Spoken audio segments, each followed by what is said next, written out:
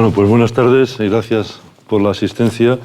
Y efectivamente, vamos a dar comienzo a este nuevo encuentro, a esta tercera mesa de debate sobre lo que título general, como saben, es Nuevos paradigmas del arte, y que hoy lo vamos a dedicar a la comunicación y a la difusión del arte contemporáneo, que es un asunto, en fin, complicado, bastante complicado en estos momentos. Yo tengo que decirles que, de todas formas, más que moderador, que generalmente suelo ser inmoderado, con perdón, pero que yo soy un ventríloco. Bueno, el ventríloco es Guillermo, que es el que organiza todo esto. Yo simplemente estoy aquí para hablar, porque el verdadero factotum de buscar a los ponentes, de hablar de los asuntos que considera que son relevantes en el mundo del arte es Guillermo, y que yo estoy encantado de que me tenga a mí como Mari Carmen y sus muñecos, y yo soy el muñeco, ¿no? Es decir, yo hablo, pero el que piensa es él. Bueno, vamos a dar comienzo sin más. Yo les comentaba que si os parece, lo que hacemos es una primera intervención de cada uno en función de comunicación y difusión del arte contemporáneo, y en función de lo que cada uno ha ido diciendo, pues empezamos una conversación ya, para no estar cada uno tirándose un rollo infinito y seguro que interesantísimo, pero que estamos más en una conversación que... no, estamos más en una... No, ya sabéis, porque en España generalmente, y ahora es peor, cuando a alguien le da la palabra no la suelta ni Dios. Entonces es mejor que... hay una anécdota extraordinaria del gran Ramón Gómez de la Serna, que él decía que cuando uno da una conferencia por la tarde, ya sabéis aquello de Eugenio d'Ors, en Madrid a las 7 de la tarde, o das una conferencia o te la dan, y ahora ya no te quiero contar, porque eso lo decía de los años 30, imaginaos ahora. Pero Ramón, que era un tipo genial, yo creo que advertido de esto, decía a las personas que han dejado su trabajo, que han salido de casa, que se han desplazado a tal lugar para escuchar una conferencia, lo menos que puede hacer el conferenciante es ser breve, ¿no? Pero daba una recomendación, decía: pero si el conferenciante empieza a ver que el público asistente empieza a hacer así, ya, que se mosquee, pero que se mosquee del todo cuando el público asistente empieza a hacer así, ¿no? O sea, pues, sí. Y me contó Luis García Montero que eso venía de Ramón, ya sabéis que se han cumplido 100 años de las primeras jornadas de cante jondo que organizaron Federico García Lorca y Manuel de Falla en Granada.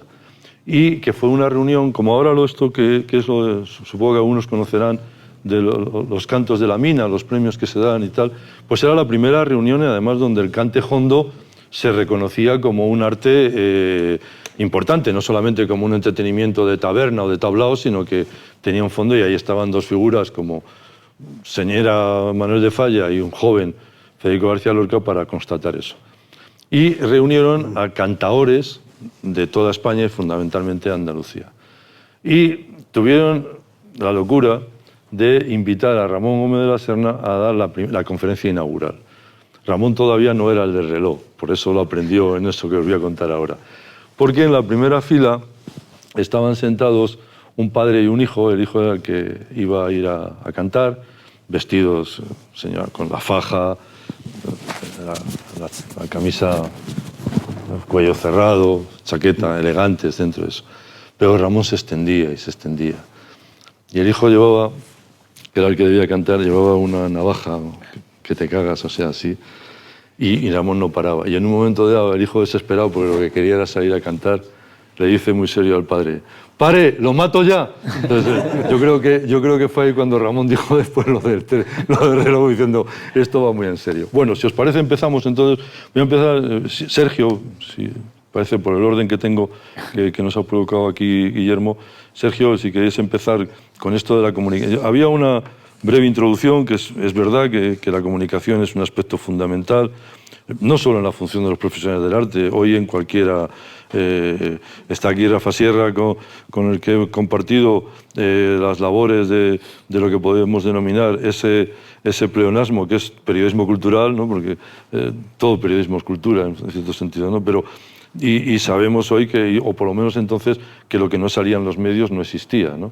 Hoy podríamos decir que se puede dar una vuelta de tuerca a eso y decir que lo que no está en las redes no existe, ¿no? Porque ya no solamente son los medios, pero que la comunicación es un aspecto absolutamente fundamental. Y yo creo que lo que nos convoca hoy más que nada es esto que es obvio, por otra parte, sino las herramientas que desde el ámbito del mundo del arte se tienen que utilizar o se deben utilizar o se pueden utilizar o no se deberían utilizar para hacer una comunicación mucho más efectiva.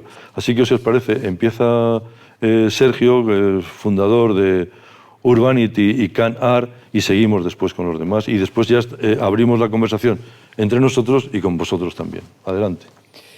Vale, bueno, buenas tardes y muchas gracias a todos por estar aquí, por esta invitación. A ver, yo es que realmente justo antes de dedicarme al mundo del arte, mi formación ha sido de publicista, entonces me he dedicado a la publicidad y a la comunicación durante 15 años y bueno, realmente yo caí en el mundo del arte porque empecé a coleccionar, entonces cuando decidí dar el paso de montar la primera feria, digamos que al final para mí la comunicación ha sido un todo, ¿no? Yo creo que he tratado de volcar muchas de las cosas que había aprendido en el sector de la comunicación justo en el mundo del arte, porque una de las cosas que identifiqué es que el mundo del arte no estaba como, o sea, realmente no comunicaba o comunicaba muy poco y a lo mejor solo los grandes proyectos, incluso los museos creo que comunican poco muchas veces, ¿no? Entonces, una de las cosas que yo identifiqué es que a través de la comunicación me podía tratar de hacer un hueco en un proyecto nuevo que yo iba a lanzar, ¿no? Al final yo cuando monto la primera edición de Urbanity caigo en la Semana del Arte un poco el último, con lo cual al final era más difícil todavía, ¿no? Hacerme un hueco. Lo hacéis en febrero, ¿no? Bueno, es paralela a Arco, entonces ahora se está haciendo en marzo porque bueno, se movieron las fechas, yo creo que un poco también motivado por el tema de Fritz Los Ángeles y tal. Pero en esa primera edición, para mí una de las cosas que creo que hizo que nos pusieran en el mapa es que nos trajimos un solo show de Banksy y eso fue lo que hizo que el primer año, trayendo solo 17 galerías y en la Semana del Arte, donde había 5 ferias más, todos los telediarios, toda la gente, todo el mundo nos cubrió porque Banksy era una persona súper mediática. Entonces, eso fue un gancho para nosotros para empezar a ponernos un poco en el mapa. Entonces, yo creo, sinceramente, que luego monté, hace 3 años hemos montado Ibiza y una serie de cosas, pero digamos que para mí la comunicación ha sido el eje principal de todo lo que hemos ido haciendo y que gracias a eso yo creo que nos hemos ido haciendo un hueco porque al final es lo que, efectivamente, lo que decías, si queríamos venir con una propuesta nueva, pero teníamos que llegar a los medios de comunicación para que la gente pudiera ver lo que estábamos haciendo, ¿no? Y yo creo que eso lo que ha hecho es que poco a poco hemos ido construyendo, que la gente nos haya ido conociendo y haya ido plantearse el venir a visitarnos. Y encima es complicado porque digamos que al final nosotros como feria tienes 4 o 5 días para que te visiten, o si no, hasta el año siguiente ya no te visitan. Entonces, la gestión de la comunicación es súper importante para que la gente no se lo pierda. Luego, lógicamente, tema de redes y tal, es lo que vas haciendo, ¿no? O sea, es lo que trabajamos para que el resto del año la gente pueda ir viendo y ir mezclando, ¿no? Pero justo cuando termináis la feria es cuando empecéis a preparar la siguiente, ¿no? Sí, sí, claro, o sea, al final nosotros ahora hemos... Es todo el año, prácticamente. Lo que hemos metido es que como hemos metido otra feria en Ibiza, digamos que nos dividimos un poco.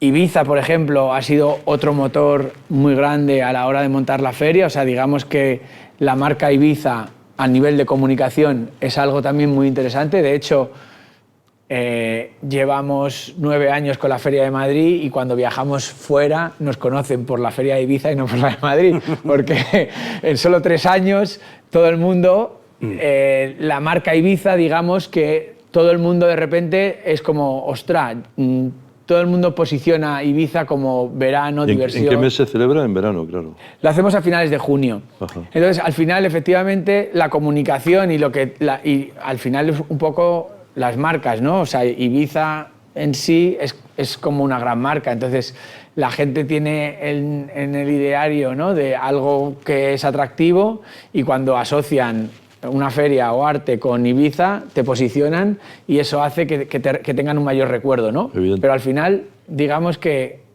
yo siempre hemos trabajado y ambos proyectos, de hecho, o sea, somos una feria muy pequeña, que tenemos 38 galerías en Madrid y otras 40 más o menos en Ibiza. ¿Dónde la celebráis, en Madrid? En Madrid este año nos hemos movido a Matadero, y hemos montado una carpa porque en Matadero no hay naves. Pero digamos que, o sea, yo por ejemplo en el equipo, siendo 6, hay una persona solo que se dedica a comunicación y redes, tenemos una agencia externa para toda la parte de comunicación, en Ibiza tenemos una agencia nacional y una agencia internacional de prensa, o sea, que le damos mucha importancia a la comunicación porque pensamos que al final es lo que tenemos para que podamos destacar, ¿no? O podamos, la gente nos pueda empezar a conocer o a plantearse el venir, tanto el visitante como porque al final nosotros trabajamos diferentes partes, ¿no? Porque hay una parte que es el público general que tiene que venir, pero también tienes que comunicar de una manera atractiva para las galerías que al final son tus clientes. Entonces, tienes que trabajar también esos dos aspectos, ¿no? Esos dos aspectos, ¿no? También para el público general, pero también para quien es tu cliente, ¿no? Óscar Hormigos, voy a leer lo que nos ha enviado él, que es muy divertido. Se licenció en Comunicación por la Universidad Complutense de Madrid y no se ha callado desde entonces. Eso esperamos esta tarde, que no se calle, que no se calle tampoco, Óscar, y que... Me tengo que contener, porque pues nada, contente. Bueno, ya estaré yo para las contenciones, pero tú haz lo que te dé la gana, porque aquí ya sabes, siempre lo hemos dicho desde la primera convocatoria que tuvimos, que aquí el único límite es el Código Penal. O sea, decir cada uno lo que quiera. Padre, mátalo como eres. Sí, más o menos, ¿no? Bueno, ya sabéis que eso es una cosa que le divertía mucho a Luis Buñuel, es que el pensamiento no peca. Y en sus películas está claro que si llegara a pecar el pensamiento, él no había sitio en el infierno. Pero, bueno, tú estás en la colección solo, ¿no? Sí, pues, sí, sí. Háblanos de eso, como ha hablado Sergio, y cómo os planteáis. No puedo también hablar también como Sergio, pero sí os puedo compartir mi experiencia desde que llegué al proyecto de la colección, que es un caso muy especial, porque el proyecto de la colección ya no es una colección, o sea, de hecho, estamos hablando más de proyecto solo, aunque todavía continuamos un poco con lo que fueron los inicios del proyecto como colección. A día de hoy el proyecto solo tiene un montón de patas en que están los espacios y es gracioso lo que cuenta Sergio, porque a la llegada, si el proyecto nace en el 2017, cuando yo empiezo en el proyecto, la estrategia que tenía el museo, que es un museo privado que está en Puerta de Alcalá, para los que no lo conozcáis estáis súper invitados a venir, vamos a abrir un segundo espacio en Madrid, en Cuesta de San Vicente, que esperamos el año que viene poder abrir y abrir las puertas, que va a ser 4 veces más grande que el que está en Puerta de... ¿Qué edificio es? Eran las antiguas imprentas de Rivadeneira. Sí. De la Biblioteca de Autores Españoles. Sí. Es extraordinario. Se dividió la propiedad en dos. Una es un hotel. Exacto. Que es donde estaban las oficinas comerciales, la redacción y demás, y nosotros hemos ocupado toda la parte de la parte de la imprenta y demás, que son 4.500 metros, hemos comprado unos locales alrededor. O sea que tenéis mucha pasta, ¿eh? Yo... Joder, Cuesta de San Vicente, no sé si no conocéis, Rivadeneira fue una de las grandes imprentas y editó una cuestión que era la Biblioteca de Autores Españoles, y se imprimían además allí algunos periódicos. Semanas, sí. Y el As también se imprimía allí. Cuando lo creó Linares, era también allí. Sé que es un sitio extraordinario. Es un sitio extraordinario con muy buena energía que esperamos que aporte a la ciudad. Yo creo que la experiencia que yo os puedo compartir de esa no comunicación inicial que yo heredé, ¿no? Porque los fundadores, que son Ana Gervás y David Cantoya, lo primero que me contaron es: no queremos comunicar, no queremos salir, no estamos aquí ni por la gloria ni por el dinero, no nos interesa estar en primera línea, no nos interesa hablar de nosotros, y tienen que hablar de nosotros los proyectos. Y ese espíritu fue el que realmente empezamos a entender que cada proyecto necesitaba de unos objetivos, es básico de la comunicación, pero a veces se olvida en el mundo del arte lo que yo llamo la conversión, es decir, que a lo mejor impactar en un target o en un grupo de gente que no es la que te interesa, al final no acaba sirviendo de nada, ¿no? Entonces, evidentemente había un montón de proyectos que necesitaban acciones de comunicación muy específicas. Yo, por ejemplo, el primer gran éxito que vivimos como proyecto que nosotros acompañamos al artista, porque evidentemente el proyecto de Solo es un proyecto de acompañamiento artístico, fue con un artista alemán al que participaba dentro de nuestro plan de apoyo y de mecenazgo, que decidimos apoyarle en el 2018 en un proyecto que era muy singular, que era en crear, ahora ya está muy de moda, pero estamos hablando, parece 6 años, pero 6 años en la inteligencia artificial es mucho. Y de repente apostamos porque lo importante del proyecto fuera invertir también, gastarse dinero no solo en producir la obra, sino en saber comunicarla. Invertimos en hacer un buen documental, creamos una buena estrategia de cómo poder construir el storytelling del proyecto, que se llama Memories of Passerby, que es una máquina que crea en tiempo real caras de gente inexistente en el 2018. Y ese proyecto pues, se convirtió un poco en el state of art, se convirtió un poco en el primer gran case study, que tuvimos la suerte de coincidir que una gran casa de subastas, que es Sotheby's, fuera la primera vez que subastaba un algoritmo. Entonces, pues, de repente fue un ejercicio increíble en el que teníamos clarísima la visión de que lo interesante era crear por nuestro lado todo el storytelling de cómo contarlo, de cómo hacerlo, y pues pasamos a ser Mario Klingemann, una persona que le seguían sobre todo en Twitter, que es donde se mueve, ¿no? Porque cada disciplina tiene un canal. Sí. El arte digital se mueve en una esfera totalmente distinta, con unos sitios específicos, con unas comunidades específicas. De hecho, además, en el digital se da el paradigma de que si no tienes comunidad propia, no eres nadie. O sea, los artistas que no son capaces de generar esa comunidad y de construirla directamente ellos, entrando en la conversación, formando parte. Me interesa mucho tu visión, pero al artista se le pide ya que genere su propio... la gente que le va a escuchar. Pero el ejemplo, por ejemplo, de Mario, de un proyecto como el nuestro, que no estaba comunicando nada, pues pasamos a que nos cubriera pues, The Guardian, la CBS, medios americanos. Fue un boom.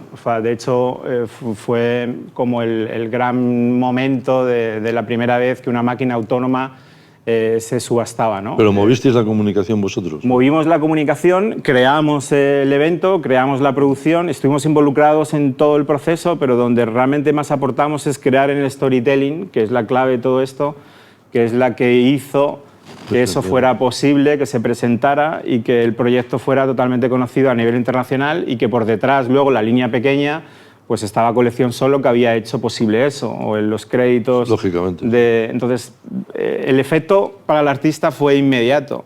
Pasamos de un artista que sí que era conocido en comunidades de inteligencia artificial y demás, al año siguiente, después de eso, después del impacto de comunicación... A otro grado, otro escalón, ¿no? A un grado como estar en el Hermitage, estar en el Barbican, estar en el Pompidou. O sea, pasó de estar en redes sociales a estar en Tier 1 de grandes museos a nivel internacional. El proyecto se hizo internacional, se hizo viral. La trayectoria de Mario cambió para siempre a partir de esa comunicación, del impacto que tuvo en medios, y porque se posicionó en un territorio donde ahora que ha entrado muchísima gente, pero ya estaba el primero, el de los padres, de los hijos. Entonces, todo el fenómeno que llega de la IA le sigue sumando, porque él es considerado como uno de los pioneros, uno de los padres que empezó a construir eso. Y es un buen ejemplo de que cada proyecto en el que nos metemos en Colección Solo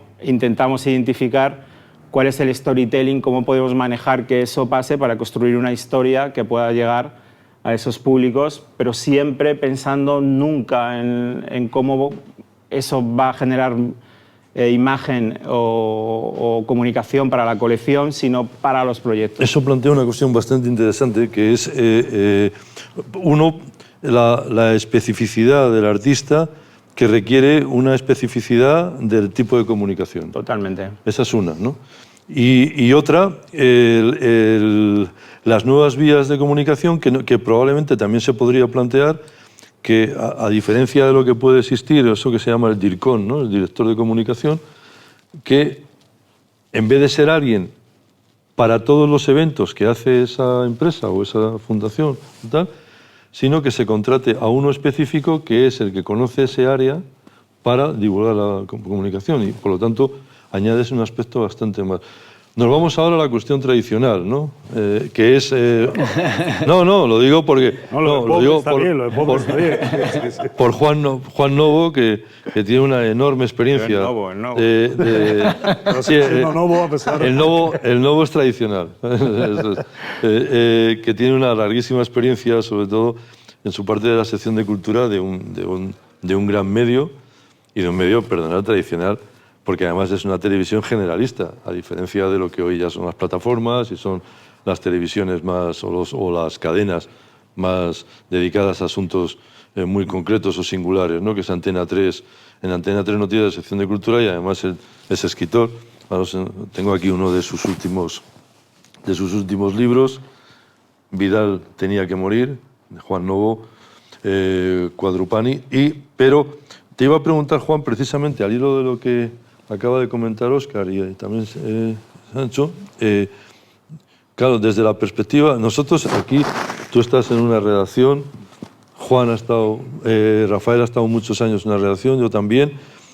No os imagináis, los que no habéis estado en una redacción, el caudal de noticias o de informes, o como queráis llamarlo, o de comunicaciones que te llegan diariamente en una sección de cultura, por ejemplo, desde el punto de vista editorial, cinematográfico, musical, artístico, ¿no? Con lo cual, la mayor parte de las notas de prensa que envían no se leen, porque además están muy mal hechas y son así como... Pero tienes un momento muy difícil, que es el de jerarquizar, ¿no? Y ahí funciona un poco, y cuenta tú la experiencia, porque tú la tienes en un sitio, además, bastante más complicado que lo que nosotros hemos tenido de un periódico. Yo ahora estoy en la radio y en la televisión, pero conozco lo de la televisión partiendo de que con perdón, pero esto lo digo yo, no te preocupes, que asumo yo lo que voy a decir, que las televisiones generalistas son lamentables desde el punto de vista de la información cultural. Lamentables. Ninguna de las 3 grandes, o 4, tienen un programa dedicado a libros, ni arte, ni una. O sea, hablan de vez en cuando de libros, llevan un escritor y tal. Pero a pesar de eso, se da información y tenéis una gran presión, ¿no? Supongo. Cuéntanos. Bueno, más que presión, lo que tenemos es dificultad para, sobre todo, incluir el arte, comunicar lo que ellos comunican. Exacto. Es decir, esto es muy complicado y siempre pues te buscas tus tretas. Más que un medio tradicional, vamos a llamarlo mainstream, que suena más chulo. Sí, hombre. Y entonces... Lo que pasa es que yo, como antiguo director del Instituto Cervantes, intento... es una reliquia, así que... Me parece adecuado, pero yo, como trabajador de Antena 3, vamos a llamarlo mainstream, que llega a mucho público. Es muy complicado, digamos, porque además no tengo como Rafa, como tú teníais, un semanal, no hay un espacio cultural en sí. Pero bueno, te haces tus tretas y te buscas, como yo he cubierto para Sergio Urbanity, logro cubrir Arco, siempre tengo que inventar algo para tratar de transmitir el arte contemporáneo. Y cuando hablamos de arte contemporáneo lo podemos extender a todo el arte. Es muy fácil cubrir el Ecce Homo de Caravaggio. Esto es muy fácil porque es una noticia que cuanto menos es curiosa. Pero, por ejemplo, ayer estuve en Centro cubriendo una exposición sobre salud mental y arte. ¿Qué hice? Pues mirar el calendario. Y vi que el jueves 10 es el Día Mundial de la Salud Mental. Fíjate. Y ahí dices, oye, pues esto el jueves 10 ahí lo van a meter, ¿no? Pero bueno, pasan cosas muy curiosas y una cosa que, bueno, que quede entre nosotros... es que muchas veces el periodista que está en la mesa, el editor, el compañero, jefe, cuando vas a cubrir una exposición o tratas de seducirle para ir a cubrir una exposición o incluso Arco, lo primero que te pregunta es ¿cuál es la obra más cara? Que eso Guillermo lo sabe porque en Arco muchas veces decía no, me piden la obra más cara o si hay un artista que ha metido Suez en una bolsa de plástico y la vende por 2 millones de euros, eso sale. Es decir, sale lo estrambótico, lo diferente, lo llamativo. Que en cierta forma, para mí, empieza ya a ser un triunfo. ¿Por qué? Porque a partir de esa percha, que es un poco ya haciendo el símil, yo puedo explicar lo que es arte. Yeah. O puedo explicar quién es Canogar, o puedo no solo hablar de Antonio López, que todo el mundo sabe que vende mucho y que a Antena 3 le gusta mucho, bueno, a Antena 3, a todas las generalistas les gusta mucho por ese preciosismo que tiene y tal, pero puedes vender obra diferente. Por ejemplo, claro, también la televisión cada vez prima más el espectáculo que la información en muchos aspectos, pero este año en Arco triunfó mucho la videoinstalación de Eugenio Ampudia, que era simplemente una persona haciendo un árbol y se quedaba con el árbol, bueno, una cosa que inventó reivindicando, digamos, la naturaleza. Bueno, vas buscando, vas tratando de... Pero bueno, te sientes como ese equipo de primera división, como el Getafe o el Celta, que no sabes si vas a ir a la Europa League o vas a estar luchando hasta el último momento por salvar de división. Es complicado vender el arte moderno, el arte en general es complicado, pero luego también es muy satisfactorio cuando consigues, pues, por ejemplo, que salga Urbanity. Urbanity yo recuerdo que salió por Okuda, porque llevaron a Okuda. Y dije, hay un tío que es grafitero, que ya no deja de ser grafitero, que encima pinta toros. ¡Oh! Tienes un poco que seducir. Ahora, ya digo que es para mí es muy gratificante cuando, pues eso, cuando en el último minuto metes un gol injusto y salvas la división, o salvas la permanencia. Y hay que seguir luchando y hay que seguir viendo. A mí me gusta mucho explorar. Es una cosa que para eso estamos también en la profesión, no para cubrir siempre los consejos de ministros, sino también para buscar nuevas ideas, nuevos inputs de tendencias nuevas en el mundo del arte y también, pues, en el mundo de la comunicación también, o de la inteligencia artificial, llámese como sea. Es complicado y, bueno, pues eso, al final tienes que tirar de una percha. Todo también son tendencias, ¿eh? Claro. Todo son tendencias, es decir, Banksy se puso muy de moda y cada vez que Banksy pintaba algo salía en todos los informativos. Ahora ya Banksy no sale.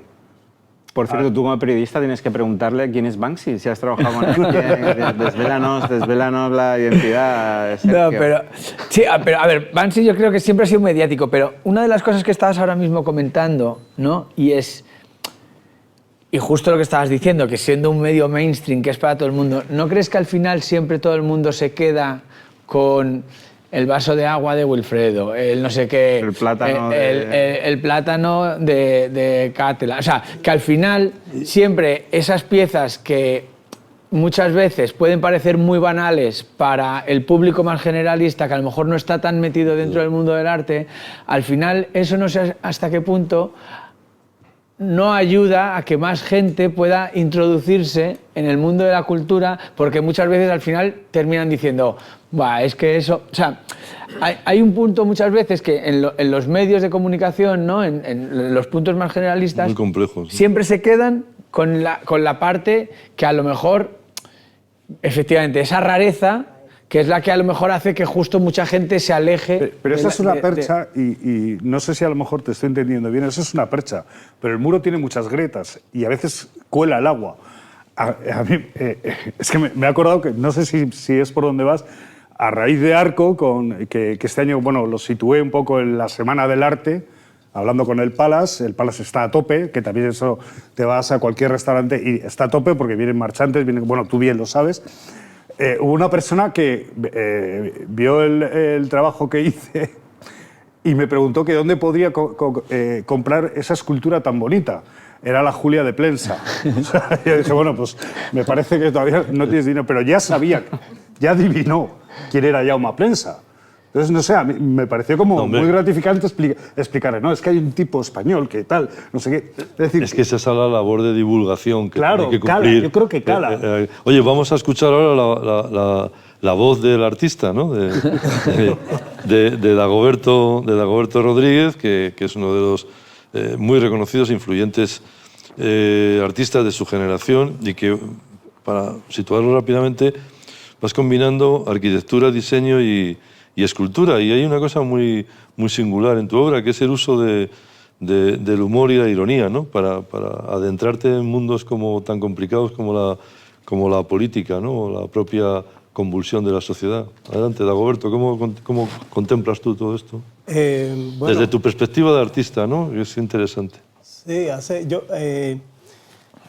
ahora cuando mencionaste lo de la pieza, aquella obra de Wilfredo Prieto, del vaso medio vacío y medio lleno, yo recuerdo la controversia esa y yo creo que a medida que pasaban los días, el asunto se convirtió en que esa era la gran noticia de la feria. Yo creo que eso es lo más importante, inclusive desde el punto de vista del artista. Sí.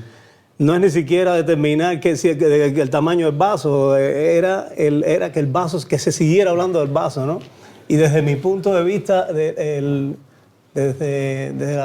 punto de vista del creador, eso sí es lo esencial en el estudio. Yo tengo una relación muy corta con lo que son las redes sociales porque cuando vine en el 2010 apenas las conocí. Yo vengo de un país completamente analógico que es Cuba. Ahí en los años 90 lo más sofisticado que podía haber en términos de tecnología era un fax que te entraba en un hotel y a lo mejor si podías pasar el fax y el policía te dejaba entrar, no tenías problemas. Pero después las cosas se fueron cambiándose de una manera tremenda. Cuando yo vine a hacer una exposición en el año 2010 con Elena Foster y Norman en Ivory Press. Y ahí me entré de lleno en lo que es la campaña que hizo Ivory Press para esa exposición. Fue tremendísima. Yo recuerdo que era semana tras semana nos hacían entrevistas. Oye, ¿qué cosa es esto? Yo tenía que explicar qué era lo que hacíamos nosotros después de la inauguración muchísimas veces. Y ahí pude ver qué cosas era lo potente que es esta herramienta, ¿no? Que tampoco lo utilicé mucho hasta que me vi solo. Cuando los carpinteros nos separamos en el 2018, es que realmente yo tengo que decir, oye, ¿cómo yo comunico ahora? ¿Quién soy yo? ¿Qué es lo que hago? Y cómo la gente se entera de ¿Qué contactos tienes? De que yo existo, ¿no? Ahí me hice el Instagram. Nunca he usado el Facebook demasiado, pero lo que es Instagram y TikTok, que lo saqué porque me estaba creando un problema familiar ya con el TikTok. El niño, el hijo mío, mi mujer me decía, oye, o te quitas de TikTok o nos vamos a divorciar aquí, pues esto es demasiado ya, ¿no? Son herramientas poderosísimas de difusión para un artista, yo creo que esenciales. Muchas veces pienso una serie de esculturas y también estoy pensando cómo yo voy a mostrar esto al público, cómo una gente que nunca ha tenido una relación con mi trabajo va a entender esto. ¿Cómo yo puedo hacerlo? Yo no contrato, esto lo hacemos desde el estudio, es bastante rudimentario todavía. Me gustaría a lo mejor algún día hacer una campaña tremenda, contratar a alguien que hiciera eso.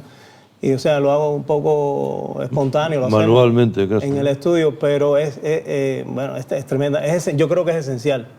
Esta idea de que existir es ser percibido en el mundo del arte es muy importante. Pero lo que decía Óscar es interesante porque hay grandes empresas y multinacionales y algún director de comunicación me lo dijo alguna vez que su función no era que se conociera la empresa, sino de que no se conociera, de que no tuviera, que no salieran informaciones sobre. Es un trabajo para ser director de comunicación bastante complicado, porque el arte de comunicar sin comunicar. Exactamente. El libro, ya lo veo. Sí. Un nuevo libro. No, es la página en blanco de Mallarmé, ¿sabes? O sea, como gran poema, ¿no? Pero esa es una cuestión y estáis planteando otra cuestión que son las estrategias de lo que podríamos denominar las estrategias de comunicación, ¿no? Así que cada uno, por lo que habéis contado, cada uno tenéis una estrategia de comunicación. Bueno, es que no comunicar, que es a lo mejor lo que ellos empezaron a hacer, el no conceder entrevistas, es un posicionamiento a la hora de comunicar. O sea, estás comunicando de una manera... Estás creando una leyenda. Claro, o sea... La opacidad seduce. Claro, totalmente. O sea, es que como tú te vayas a mostrar afuera, realmente estás comunicando. O sea, yo creo que todo el rato cada uno comunica. Cómo nos vestimos, cómo vamos, cómo tal. Cada uno está comunicando ciertas cosas, ¿no? Uno puede ser consciente de que está comunicando o no es consciente, pero aunque no sea consciente, está comunicando. Efectivamente. Es decir, cómo te vistes, cómo te peinas, el que pueda, claro.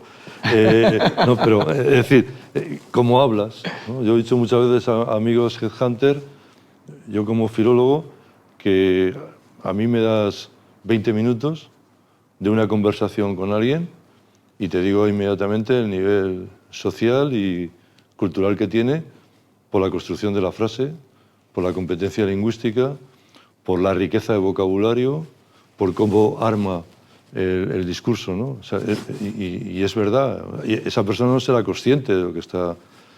y la comunicación es eso, fundamentalmente, y sobre todo en una sociedad en la que ya es todo comunicación.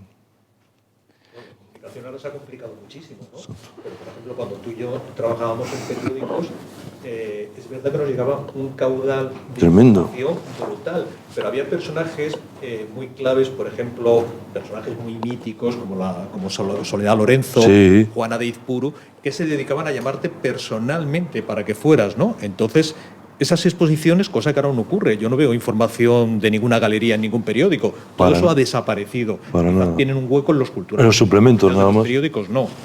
Y esos personajes clave, que no eran directores de comunicación, no eran DIRCOM, esos han desaparecido. Sí, sí. O sea, vivimos en un mundo donde hay más artistas que botellines. Sí. Y es muy difícil colocarlo. Los grandes Antones, que nosotros hemos entrevistado, Saura, Palazuelo, toda esa gente ha desaparecido y de repente hay un batallón que es muy difícil de colocar.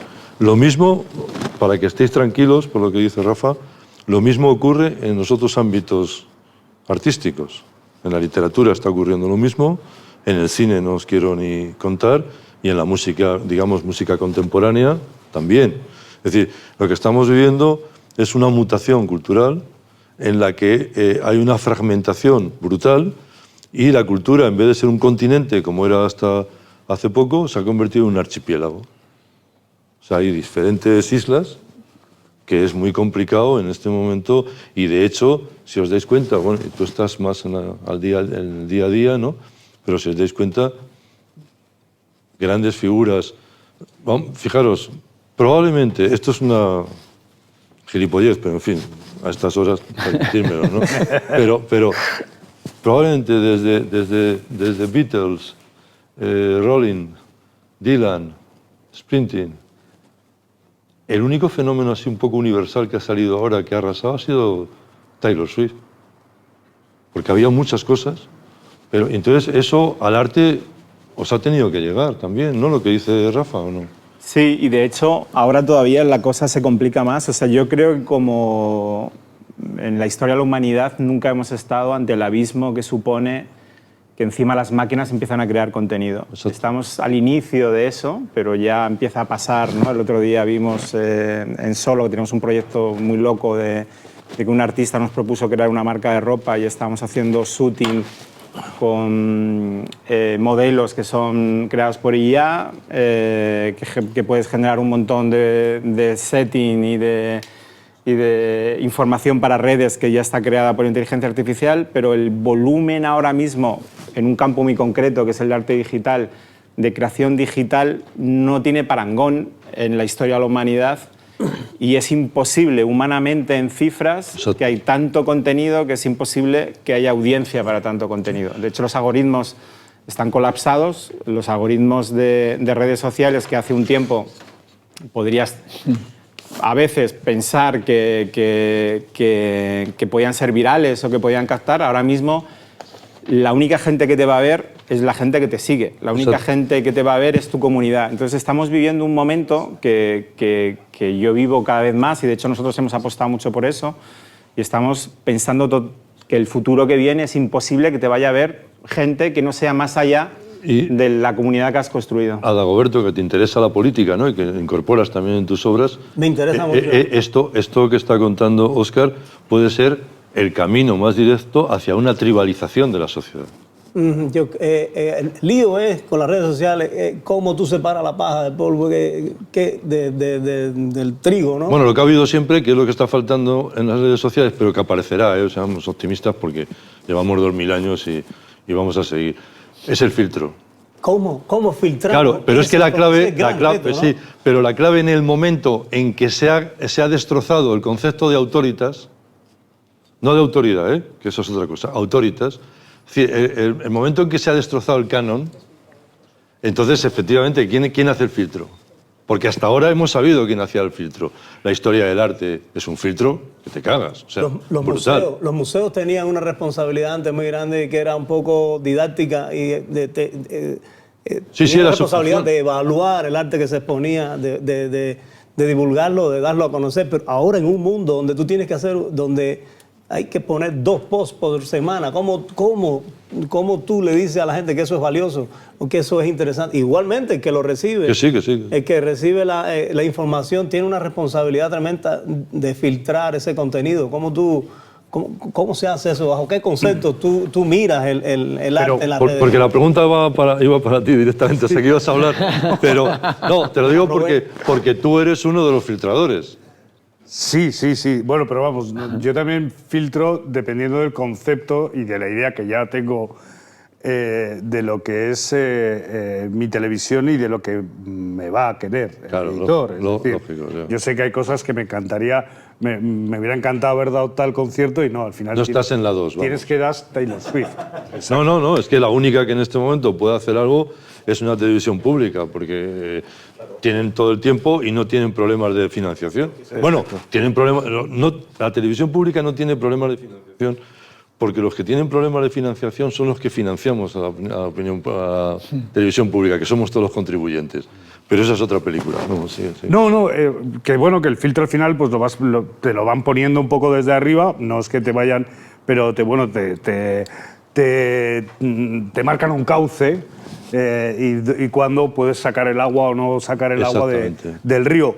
Pero a mí, ahora estabais hablando y me hacía preguntarme que yo creo, quizá ahora más, y es que no estoy un poco de acuerdo con vosotros, pero yo creo que siempre ha pasado eso. Es decir, si nos remitimos a la literatura más vendida en el momento no es la mejor. Y eso ha pasado durante mucho tiempo. Es decir, Van Gogh no fue reconocido. Es decir, te pongo un ejemplo de literatura. Una cosa es no reconocido, otra cosa es no visto. O sea, ahora el problema que hay ahora es que no llegas la visualización, a verlo. Pero él hablaba... Sí, pero él hablaba que te quedes en el primer round, es que no llegas. Te quedas en el primer round. Claro, vale, muy bien, pero tú hablabas de cómo explicar a la gente esto es bueno o no es bueno. ¿Sabes lo que te quiero decir? Y yo creo que... Eso desde una televisión generalista es imposible. Imposible. Las televisiones generalistas se dedican a las anécdotas relacionadas con el arte en concreto. Sí, totalmente. Entonces te quiero decir, una televisión generalista como Antena 3 o La Sexta o Telecinco van a Arco pues a ver si ven el cadáver de García Lorca o a Franco en la nevera. A Franco en la nevera. Y a eso se limita. Pero bueno, porque tienen un público y lo tienen que hacer, sí. Tienen claro cuál es el objetivo, ¿no? A mí lo que me preocupa en todo este mundo es la cantidad de artistas que se desechan al minuto. O sea, hay más artistas, como decían, que botellines. Entonces, los artistas que estuves en una feria o en cualquier exposición, es muy posible que el año que viene ya no existan. O sea, porque las mismas galerías los van desechando si no venden. Bueno, eso pasa en el ámbito editorial y en el ámbito cinematográfico. Claro. Es decir, la clave, por ejemplo, del cine español es saber quién consigue hacer la segunda película. Sí, o sea, si pasáis la nómina, os vais a quedar verdaderamente impresionados. Y después está, para ir a tu terreno del artista, y después está eso que decía el ensayista mexicano Gabriel Said respecto a los escritores, que es una cuestión muy curiosa, ¿eh? Y es que un escritor, digo un escritor, pero pensar en un artista, un director de cine, un escritor debe elegir entre tener 100.000 lectores en un mes o tener 100.000 lectores en 100 años. Y eso es obvio. En la literatura, no me atrevo a llamar literatura muchas cosas que se están publicando y premiando, pero en el mundo editorial eso es evidente. O sea, el que tiene una voluntad a lo mejor ilusoria, de durar 100 años, y el que lo que quiere es, como decía Terry McGuire en la película, enséñame la pasta. Claro, pero es que yo creo que hay cosas que van diferente y es arte y mercado. O sea, yo creo que aquí estamos empezando o sea, es que un artista que no venda no significa que no sea bueno. O sea, aquí hay un punto que eso es, pero igual que un escritor, o sea, hay un... ¿no? Si no vende, lo desecha inmediatamente. Entonces, pues nos encontramos con esos Van Goghs que están ahí arrumbados porque no venden un cuadro. No quiere decir que no tengan calidad, que la tienen, posiblemente. Pero ahí intervienen también otros factores mediáticos. Bueno, no. O sea, a ver, lo que está claro es que la comunicación puede ayudar a un artista mediocre a llegar a un punto a que pueda vender mucho. O sea, sobredimensionar. Claro, la comunicación puede ser positiva y negativa, o sea, también. Hay un punto, de hecho, hay artistas marca, o sea, hay artistas que se han convertido en marcas de comunicación. Exactamente. Eso es, o sea, la comunicación puede ir en ese punto, ¿no? Pero yo creo que, o sea, una cosa es que alguien de repente aparezca mucho y venda mucho, pero eso no necesariamente, o sea, creo que el mercado no necesariamente está a lo mejor validando la calidad de ese artista, ¿no? Entonces, yo creo que hay veces que esos puntos... Oye, ayer he estado en la proyección, teníamos una mesa redonda de una película que estará en cartel, española, está bien, es un thriller, se llama Justicia Artificial. Y lo que plantea la película es, se va a hacer una especie como de referéndum, en una España más o menos tal, para que la gente, la sociedad, los ciudadanos, aprueben mediante referéndum el uso de la inteligencia artificial en los juicios, ¿no? Y dictar sentencias. Y se plantea todo eso, que es un tema de cuidado. Porque en el caso del mundo editorial y en el caso del mundo cinematográfico, ya sabéis que se está trabajando con eso que se denomina la neurociencia. Y es que antes de sacar un producto, lo que se está es estudiando de una manera, lo que llaman un marketing de neurociencia, las reacciones, en el caso del cine, ¿no? Se pasa al tráiler de una película que todavía no existe, es simplemente el tráiler, se invita a una serie de personas y se estudian las reacciones. Y en función de las reacciones, hacen un tipo de película o hacen otro. En el caso del arte, esto se puede dar mañana. Es decir, darles a la gente, si la inteligencia artificial os hace un programa de la leche, en el que ya no va a haber un artista creativo, libre, loco, Van Gogh, no, va a haber lo que el mercado... Va a haber una campaña. Va a haber lo que el mercado, las galerías o las fundaciones quieran. Pero también la gente yo creo que también la gente se cansa. No, yo leí un artículo lo planteo, o sea, muy que bueno hablando de la inteligencia artificial. No me acuerdo ahora, era de un escritor colombiano muy divertido, que hablaba que la inteligencia artificial jamás hubiera podido hacer Pulp Fiction. Es decir, coger a un joven bailarín, ponerlo de malo, hacerlo con tantos giros de guión y tantas subtramas que se van interconectando y tal. No lo sé, sí, posiblemente habrá un mercado que consuma inteligencia artificial. En cierta forma ya lo hay. Por ejemplo, en la literatura, ahora todo el mundo consume thriller. Se ha puesto el thriller de moda y en cierta forma también lo hay, ¿no? Pero yo creo que hasta cierto punto el artista loco va a seguir existiendo. De hecho, hay un ejemplo muy bueno cuando pasó, lo recordaréis todos aquí, la gran historia que fue contada en el ajedrez, cuando la lucha entre hombre y máquina, la apasionante, ¿no? Kasparov, Deep Blue. Cuando pasó todo eso y se superó, porque ya descubrimos que la máquina va a jugar mejor que nosotros, nunca se han vuelto a retransmitir, ni seguir, ni haber comunicación de máquinas jugando entre ellas, cuando son los mejores jugadores del mundo y son las mejores jugando. Seguimos viendo a los humanos y los humanos han aceptado que no van a jugar igual de bien que las máquinas. Entonces, seguramente, y no sabremos cómo funcionan esos mecanismos, pero la sensación de que yo, por ejemplo, que seguimos ese segundo año que estamos apoyando un premio de creación artística con inteligencia artificial, lo que nos pasa es que la IA empieza a generar un código, un lenguaje que es muy plano. O sea, una vez que ha pasado el efecto wow, todo es igual, todo te parece lo mismo, todo te parece igual, porque ya no te sorprende, ya es todo reconocible. Como que entiendes el lenguaje, que al principio te sorprende, pero luego ya no genera interés, ¿no? Y luego, aparte de la inteligencia artificial, aparte de no jugar con la locura. Otra cosa, ahora que he terminado de leer una cosa de Basquiat y su relación con Warhol, etcétera, etcétera, y cómo fue encontrado, digamos, la inteligencia artificial no juega con el azar. Y el azar está muy presente en el arte. Pero podrías jugar, cuidado, porque la IA va a hacer lo que, si tú quieres que te haga cosas, o sea, con azar... El azar, me refiero al azar de Paul Auster, es decir, la casualidad. Ayer que casualmente un tipo vea un graffiti, como dicen que le pasó a Warhol, y a quién ha pintado, pues es el homeless este, tal, no sé qué, jovencito, tal, y era Basquiat y tal, y no sé qué. Ese azar no existe en la inteligencia artificial. Ayer no sé. No existe, pero podría existir. O sea, yo sí que creo que cuando el tema de visual sí que creo que va a pasar, pero que no tiene por qué comerse. Es como que en las nuevas tecnologías siempre pensamos, ¿no? Que ¿no? La televisión va a matar a la radio, todo lo que viene va a matar a lo anterior. No, se va sumando.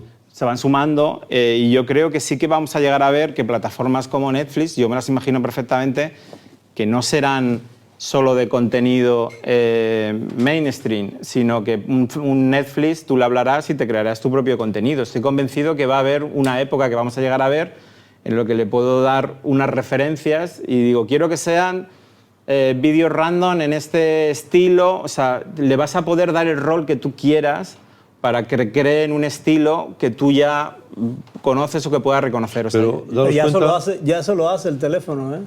Claro. Y el teléfono, el teléfono te da contenido que tú dices, pero ¿y esto de dónde sale? Ya el algoritmo. Estoy hablando con alguien de algo, una palabra, y ya yo hice un reportaje de eso. Ya tu teléfono interpreta lo que tú estás... No, bueno, pero daos cuenta... Tienes un robot aspirador, o llamas a alguien y le dice robot aspirador y de repente empieza... Yo hice un reportaje pero de cara a salir robot aspiradores en las páginas. De cara a la inteligencia artificial, de todas formas, hay un truco, y eso todavía no lo ha superado. Por lo que dice Juan, la inteligencia artificial se mueve sobre el pasado. Por eso, efectivamente,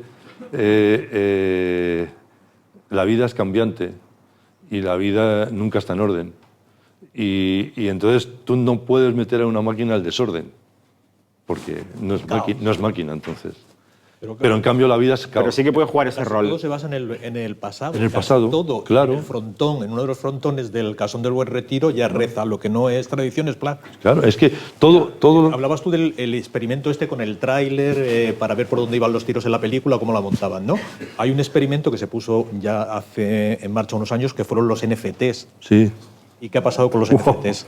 O sea, yo creo que también que es un aspecto interesante para tocar. Yo creo que desde el arte contemporáneo se ha abusado tanto, o se ha intentado explotar tanto, o sea, que la gente ya... Hay muchos aspectos del arte contemporáneo que no se los toma en serio, ¿no? Sí. Y eso es así, porque es un problema. Vas a Arco y te encuentras allí con una bobada y entonces la gente se queda como absorta o te dicen que es exactamente... O sea, la gente que no tiene capacidad de análisis, pues a lo mejor dice, ¡oh! Y se sorprende, ¿no? Pero la mayoría de la gente, pues te lo tilda de mamarrachada. O sea, en el arte contemporáneo, en concreto, yo creo que se han convertido en muchos excesos, ¿no? Y se han pagado, porque muchos artistas se han quedado en la cuneta, porque han sido flor de un día. O sea, no era gente con una formación sólida. Hablabas tú de Eugenio Ampudia hace un momento. A mí Eugenio Ampudia trabajaba conmigo en el periódico, era ilustrador. De caricaturas, ¿no? Y entonces Eugenio Ampudia, a mí me parece, con todos los respetos, un pamplinas. O sea, que son ocurrencias, pequeñas ocurrencias que las han elevado a categorías de arte. Pero que realmente cuando la historia filtre todo eso, ¿qué va a quedar? Sí, bueno, Ampudia no va a quedar, pero... No, pues Ampudia probablemente no va a crear, pero como otros muchos. O sea, el gran filtro de la historia, o sea, va a barrer a casi todos. Y esa va a ser la gran tragedia para los artistas. Porque no van a quedar muy pocos. ¿Cuántos artistas a nivel internacional te vienen a la cabeza? Pues los podemos contar con los dedos de la mano, de las dos manos, pocos más. Lo demás sí, hay miles de artistas en cualquier continente, miles. ¿Y qué va a quedar de eso? Bueno, pero es que, a ver, trascender en la historia del arte como en cualquier disciplina, ostras, es que trascender a nivel mundial, no, o sea, que tu nombre quede en la historia del arte. Pero eso se trata de quedar, ¿no? No, eso es lo que hay que tender. Claro. Pero de ahí a que quedes, o sea, es que podemos decir esto como podríamos hacer un paralelismo con el fútbol. O sea, te digo, que el fútbol, ¿cuántos bueno, pero es que eso que dice Rafael es muy interesante. Dices, porque ¿cuántos han quedado? Maradona, no sé qué cuánto... Siempre hay que aspirar a... Otra cosa se consiga, pero siempre hay que aspirar a la excelencia. No, pero lo de, no, eso completamente, pero aún lo que digo es que efectivamente a día de hoy hay miles y miles de artistas, pero que pasen a la historia del arte... Pues a ver cómo se digiere todo eso. ¿Cómo se digiere todo? ¿Cómo los museos digieren todo eso? Es imposible. Es imposible. Es imposible. Eso que contabas del fútbol es divertido porque ahora, si escucháis a los jugadores, cosa que hay que estar muy jodido para hacerlo, pero en fin. Sí, a mí me gusta mucho el fútbol y voy desde hace 60 años al campo, pero todos quieren hacer historia. Dicen, no, vengo al equipo tal para hacer historia. Y dices, hijo, efectivamente, la historia decidirá si tú has hecho historia. Pero no va. Dices, no, es como si hubiéramos empezado hoy esta conversación y dijéramos, no, ya este es el tercer encuentro en la Fundación Pons y Urcaja y tal, porque estamos haciendo historia y tal, y dice, oye, pues no está la mierda. O sea, son unos idiotas, ¿sabes? O sea, decir, no, pero ¿quién sabe quién hace historia? Pero es que hay muchos artistas que incluso llegando y trascendiendo y estando en museo y que haya museos que les adquieran obra y tal, muchos de esos incluso se van a quedar diluidos. Muchos están en los almacenes. Claro. No van a salir jamás a la sala de exposiciones. ¿Sabéis lo terrible de todo? De esto y de todo lo demás en la vida. La edad. No, joder, no reíros, coño, que es muy serio. Es que, por lo que dice Rafa, porque has visto tanto, has visto tanto ya, sabes, que efectivamente dices, ves a alguno llegar y dices, macho, no tienes ni puta idea. ¿Sabes? Y es sencillamente, como se decía antiguamente, que la experiencia es un grado. Y es verdad. Pero tú fíjate, santones, por ejemplo, de arte contemporáneo del siglo XX español, como Saura, Tapies y, yo qué sé, Palazuelo, por ejemplo, ¿no? Ha llegado Manolo Borja y los ha barrido, los ha metido en el almacén y ha sacado cromos y cartelitos, ¿no? Totalmente. Entonces... Y el concepto... tuve que ir con un amigo norteamericano, que es terrible cuando viene alguien de fuera y tienes que ir a Madrid a los museos, porque están... Cagas, ¿no? Estuve... Hacía años que no iba a la Reina Sofía y entré y el concepto museográfico me parece delirante. Es horrible. Delirante. Horrible. O sea, los grandes cuadros... Pero parece una pesadilla. O sea, yo creo que un museo debe ser un espectáculo. Tú vas a un museo a ver un espectáculo. Un entretenimiento en el mejor sentido. Tienes que ir con lupa descubriendo cromos y facsímiles y mil cositas que este señor ha sacado de no sé qué almacenes. Y todos los grandes cuadros de la historia del siglo XX arte español han pasado a los almacenes. Pues si todo eso ha pasado con los grandes santones estos, ¿qué va a ser de estas nuevas generaciones? Así es. No sé, es muy terrible, ¿no? Bueno, a mí me parece muy dramático. Oye, como veis, podríamos estar aquí todo el tiempo del mundo porque es muy agradable y el asunto, la verdad es que da mucho recorrido. Pero si queréis hacer alguna pregunta o algún comentario o lo que cada uno quiera, es el momento de hacerlo. Guillermo, ¿tú no tienes ninguna pregunta? ¿No? A ver, más para allí. Me temo que no. No, nosotros pasaremos a la historia por estos encuentros. O sea, es evidente, ¿no? Y la Fundación Pons, por supuesto. Oye, pues nada, muchísimas gracias. Ha sido verdaderamente muy agradable. Y nada, que aquí seguimos, ¿no? Muchas gracias. Gracias.